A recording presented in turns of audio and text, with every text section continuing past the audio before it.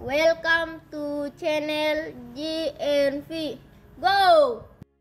Video berikut menampilkan pelatihan keyboard oleh Pak Frankie Leander. Selamat berlatih Kakak Jason dan teman-teman. Video melaporkan langsung dari tempat pelatihan Kapel Adorasi Abadi Samsil Langgur.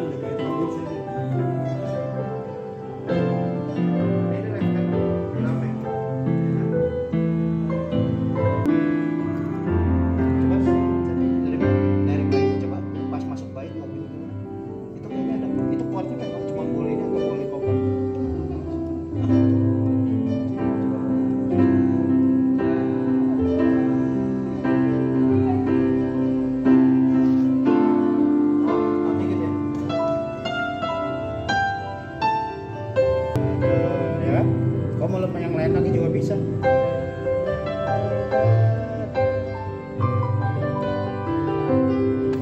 Kalau nggak mau sepi, aku bisa kau kasih melodi supaya dia nggak bosan.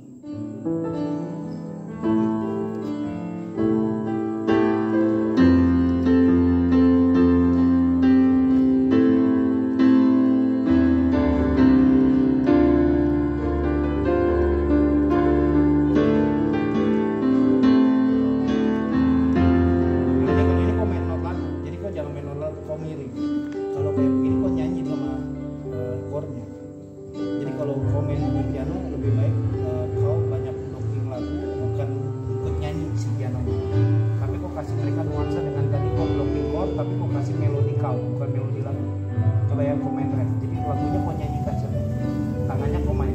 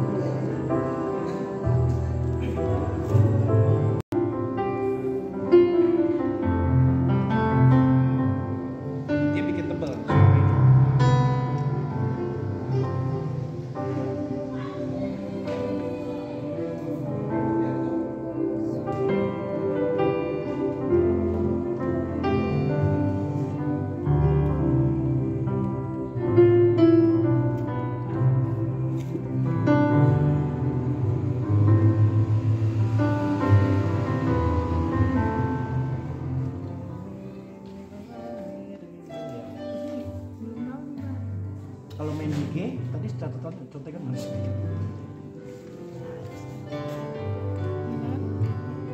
Oh, kalau suster mau main chord di kanan berarti di sana. Oh, di sini? Iya. Bukan di sini? Ya. Mantap kalau suster main di tangan kan sebelah kiri, sakin. Mantap. Oke lagi. Nih, tapi dia yang ujungnya nih. Oh, ini dapat dia yang ujungnya nih. Bisa sama. Nah, re kan A. Ini begitu nggak Bang? Oke? Latihan begitu.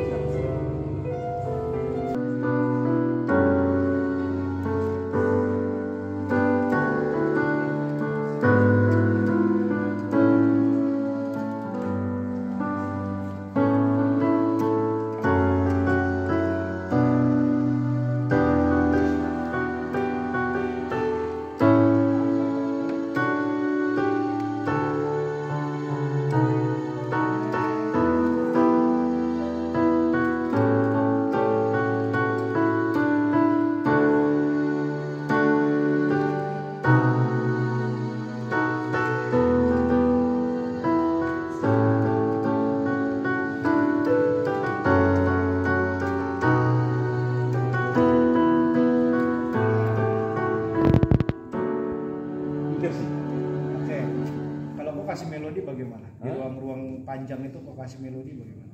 Ruang panjang mana? Ya kan kalau lagu ini pasti banyak ruang kosong toh. Iya kan?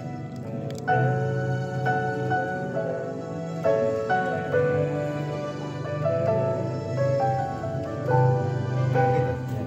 Coba kau main kasih. Ah, pasti bisa ini Mas sudah. Ya, pasti bisa selesai. Kita pakai suara rantai dulu atau pakai Coba, Pak. ini dulu belum, itu belum sampai di situ.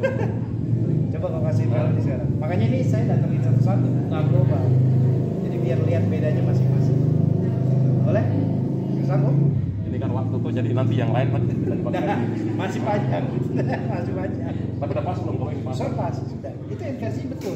Ya kalau teman-teman lihat, nah itu yang saya maksud. Malah tangan kirinya ada baseline yang jalan, itu lebih enak.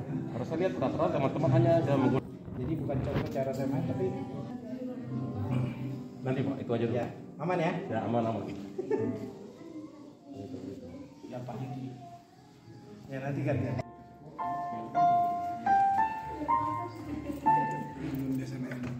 Oh? Coba sih.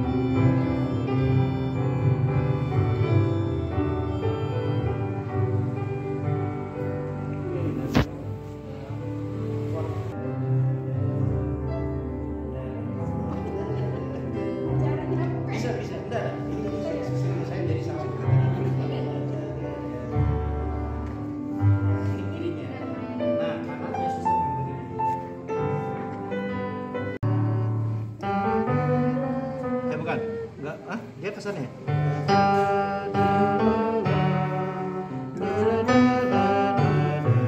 Gitu kan?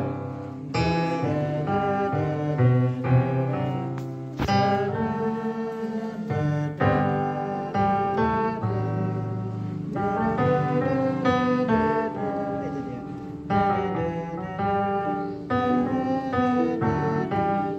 Berarti yang bassnya ini saja ya. Tapi panjang. Kalau kayak gitu susah, jangan pakai jari manis, tapi pakai kelingking. Pakai kelingking sama jempol. Nah itu kalau itu pasti enak. Kelingking sama jempol. Itulah makanya jari-jari ini belum bisa. Oke. Itu latihannya. Oke? Coba ya. Terima kasih ya.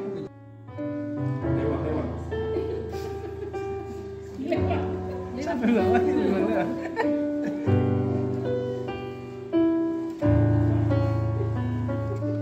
Nah ini kan kalau main organ pakai suara organ mainnya begini tuh.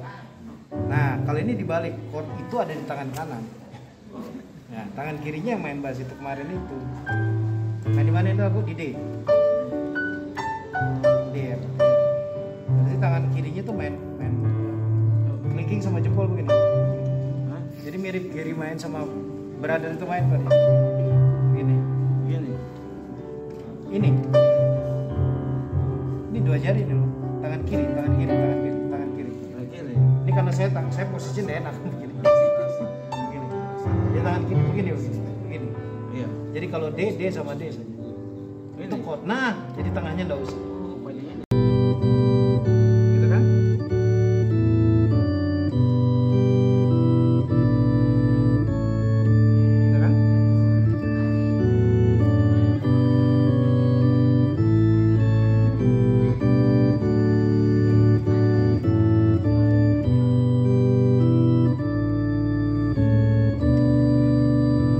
Doang. Yang ini mati sebenarnya lebih enak main di atas.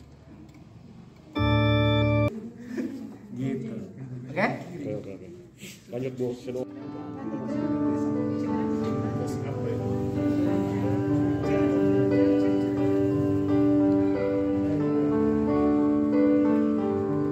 Nah, ini contoh coba ya, main ulang. Teman-teman boleh lihat. Ini yang saya maksud. Dia main not dengan main not lagu di dalam chord, ikuti inversi lagu yang sederhana tapi pas. Nah yang kayak gini, coba lagi. Ini tangan kanannya bener-bener pas nih. Bukan yang lain jelek ya, tapi dia bener-bener ngerti cara nerapin kayaknya. Nah dia. Nah ini maksud saya nih. Yang bikin rame karena kiri jalanan.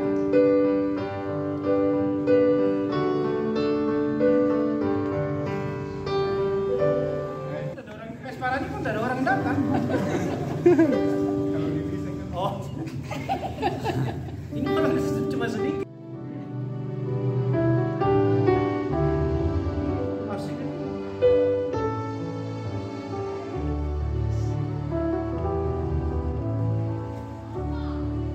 Mana tadi susah tadi kan? Nah kalau ini jari panjang-panjang susah. Macam gurita enak dia bergerak.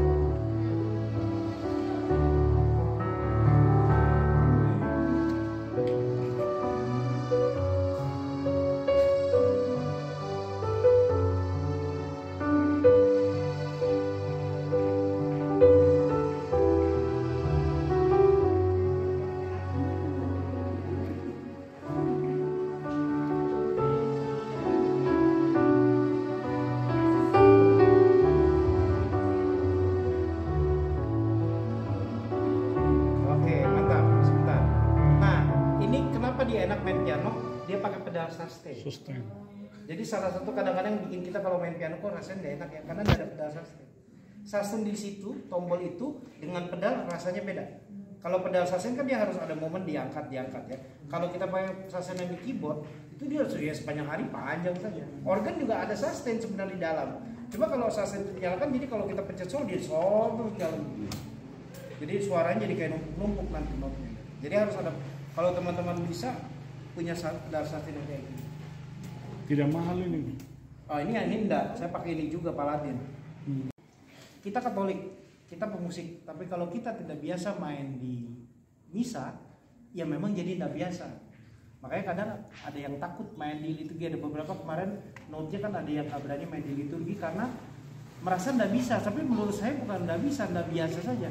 Karena kan kalaupun tidak main, tapi tiap minggu gereja toh. Berarti tiap minggu dengar lagu Katolik, artinya ikut ibadah Katolik, ikut misa Katolik, berarti kuping ini dengar. Pemusik itu kupingnya bagus mestinya. Jadi kalau dengar sesuatu dia bisa serap, dia bisa simpan, dia bisa memori. Jadi menurut saya itu hanya membedakan kayak tadi Pak Ucu main dengan organ. Itu enak. Jadi kalau ditanya bedanya dengan Bapak dengan Pak Uce dari mana, sama aja. Cuma kalau saya begini aja. Kalau teman-teman yang mungkin punya kebiasaan main dengan chord-chord yang wah gitu ya. Nah mungkin itu yang harus dikurangi kalau kita main di dalam misa. Itu punya kesan show. Karena di misa itu bahasa saya kemarin bermain sesuai kebutuhan, bukan salah atau nggak boleh gitu. Mungkin agak punya kesulitan kalau ketemu lagu-lagu Gregorian. Nanti coba saja pemain di gereja Katolik pas prapaskah banyak lagu begitu. Nah itu kalau ketemu lagu-lagu begitu itu lumayan. Tapi menurut saya susah enggak juga. Kan berada katanya sekolah juga begitu. Saya juga pertama kan saya juga dari Kristen. Jujur aja 2013 saya baru baptis Katolik. Jadi saya baru dari baptis Katolik 2013. Yang bikin saya jadi Katolik Indonesia Timur ini kan. Saya ke Papua 2011. Itu yang membuat saya motivasi jadi Katolik. Saya main di PD Katolik dari 2004. Berarti perjalanan saya 2004 sampai 2011 sekitar 8 tahun itu saya sebagai seorang Kristen. Terus sudah berapa tahun main di Katolik sebagai Kristen? Baru 2 tahun, saya 8 tahun sudah. Saya jadi Katolik pun tidak ada yang suruh. Itu keputusan pribadi.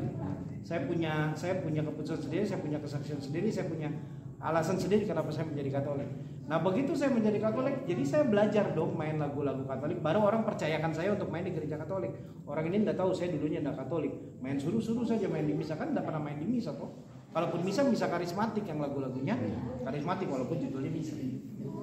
Tapi dari situ saya belajar. Terutama adorasi, ketemu lagu-lagu kayak macam Tantu Merko. Dulu saya kalau dengar lagu itu, ini orang bikin lagu. Orang itu belajar khusus, punya buku, lagu-lagu, partitur, lagu-lagu Gregorian. Nah itu dia akan main tepat seperti itu. Tapi untuk kita yang nggak punya buku itu dan nggak pernah belajar itu bagaimana? Yang penting main chord yang aman. Kemarin kita udah bicara ya progresi 1, 4, 5, 6 minor, 2 minor, 3 minor. Ini progresi paling aman. Mau main di gaya apapun aman. Tapi kalau yang udah mulai suka, saya kalau main ada 7, ada 9, nah hati-hati itu kalau main di misa. Terkadang sangat tidak perlu. Brother tadi main pas, maksudnya pas, porsinya pas, chordnya enggak macam-macam. Lagu tadi kalau mau dimacam-macamin bisa nggak? Bisa. Tapi enggak pada fungsinya. Tergantung kita main di mana, kan gitu kan? Itu aja kalau main liturgi menurut saya tadi. Suster contohin pakai organ, Pak Ucu udah contohin pakai organ. Itu paling pas untuk main lagu liturgi. Chordnya nggak kemana-mana, jalannya juga di situ-situ aja. Pokoknya serba pas lah. Nggak berusaha memberikan nuansa yang asing dengan rasanya gereja. Buat saya kelebihan gereja Katolik adalah kita punya warna yang betul kata brother tadi bisa dibilang tidak ada di gereja lain. Saya dari gereja Kristen yang GPIB. Bukan GBI. GPM kayak ya, dari jadi aliran karismatik. Ya, saya gereja Kristen yang seperti Katolik, yang ibadahnya pakai organ, pendetanya pakai jubah, pakai stola, berdiri juga di mimbar besar. Gereja GPIB, jadi dia gereja Kristen yang era lama seperti Katolik. Saya juga datang dari gereja yang asalnya main organ, buku, nyanyi pakai buku, bukan lagu karismatik. Itu salah satu sebenarnya yang membantu saya mudah menangkap gaya musik Katolik karena kita punya nyawa yang mirip-mirip.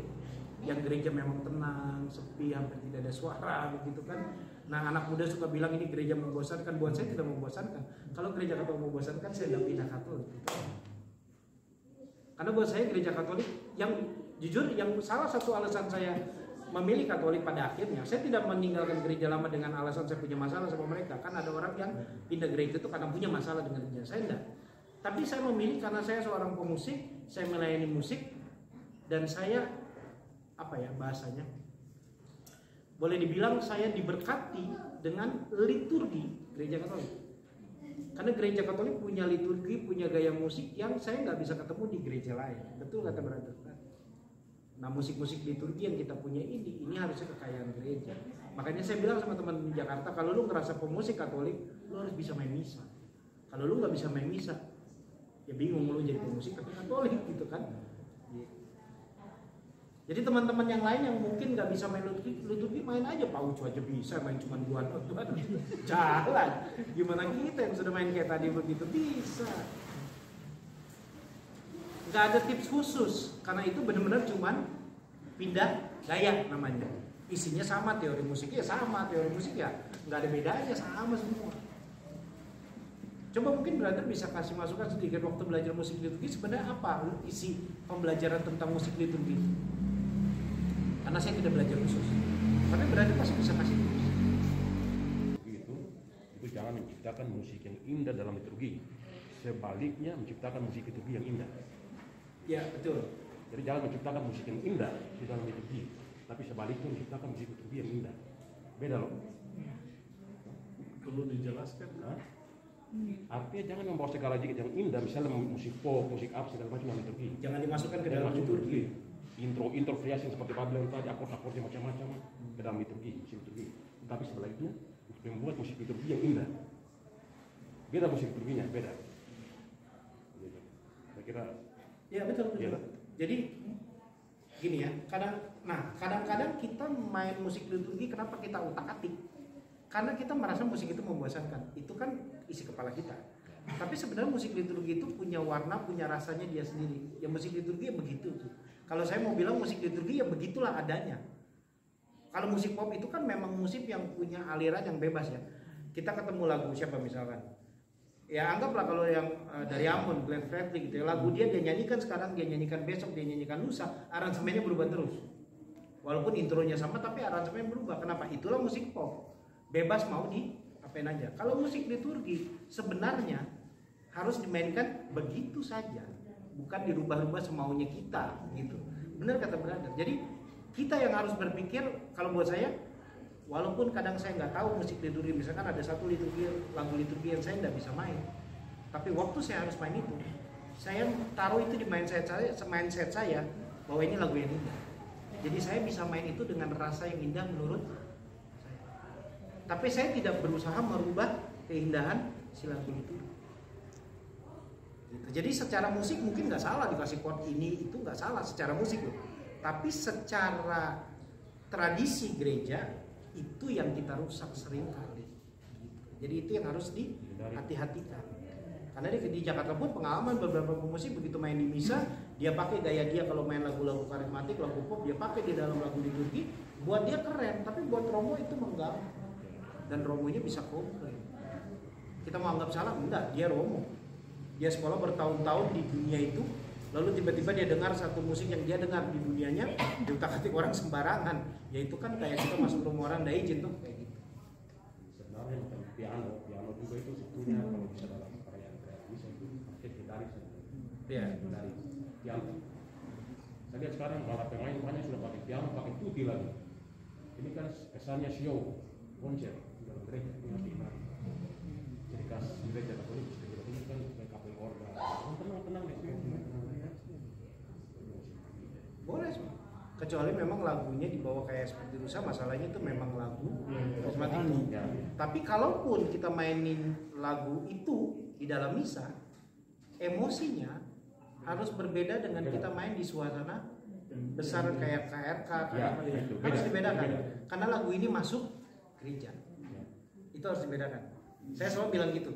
Oke, ini lagu karismatik, tapi hati-hati kau lagu ini masuk. Kalau tiba-tiba kita sudah siapkan gaya karismatik, lalu tiba-tiba imam bilang mainnya semua bikin nuansa gereja yang harus ya, kita nggak bisa komplain karena dia imam yang bertugas saat itu. Kita harus taat dengan gereja, kan imam perwakilan gereja toh, jadi kita harus taat dia. Itu ya kalau buat saya main liturgi semudah itu. Chord segala macam bebas kalau saya. Saya nggak pernah belajar musik liturgi, jadi saya nggak pernah tahu misalkan Tante Merko chord aslinya apa. Saya bikin versi saya, tapi saya menghindari chord yang aneh-aneh itu. Supaya apa? Supaya nggak rusak lagi. Itu saja. Kan kadang-kadang kita merasa, aduh aku cuma bisa main C, F, G, cuma bisa main A minor, cuma bisa main kayak kuburan C, A minor, D minor, G kan. Tapi kalau di liturgi itu chord sangat aman loh. Justru liturgi itu hanya membutuhkan chord-chord yang sederhana tapi pas.